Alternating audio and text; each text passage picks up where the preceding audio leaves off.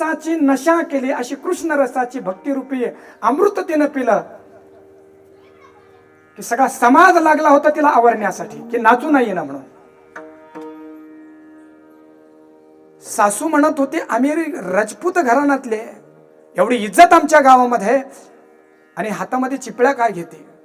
त्या काळामध्ये मोठा घोंगट घेण्याची, पडदा घेण्याची प्रथा ही नाचते काय. सासऱ्याला वाटत होतं गावामध्ये माझी इज्जत, भजनामध्ये नाचते काय. ही विष पाठवलं होतं तिच्यासाठी. आणि विष समोर आल्यानंतर भगवंत रसाची जी नशा होती ना, त्या विषाला पाहिल्यानंतर हे म्हटले की हे विष नाही, निळा निळा माझा कृष्ण आहे, कृष्ण चालाय मला भेटायला. अरे काही नशा.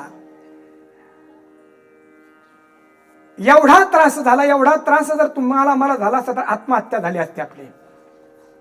तुझी नशा झाली होती ना, त्याचा परिणाम असा जगाने दुःख देऊन सुद्धा. पग घुंगरू बांध मीरा नाची रे, लोग कहे मीरा भाई रे बावरी.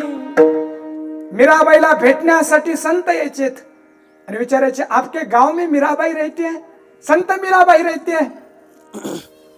लोग हसायचे, अरे वो पगली, वो संत हो सकती है क्या.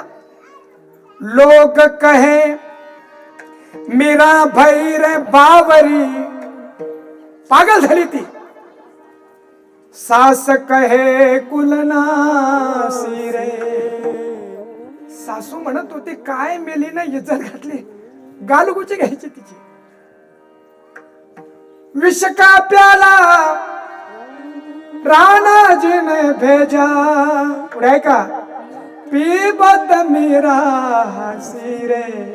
अरे मला कन्हैया आया. एवढे दुःख आम्हाला, सारखी छोटीशी वेदना झाली तर आम्ही म्हणतो जीवन नको आता, संपलं सगळ्या जीवनातलं. हे कृष्ण नामाचा रस पिला की आनंदामध्ये, जीवनामध्ये असा आनंद निर्माण होतो. माणसं म्हणतात एक जन्म नाही, हजारो जन्म मिळायला पाहिजेत.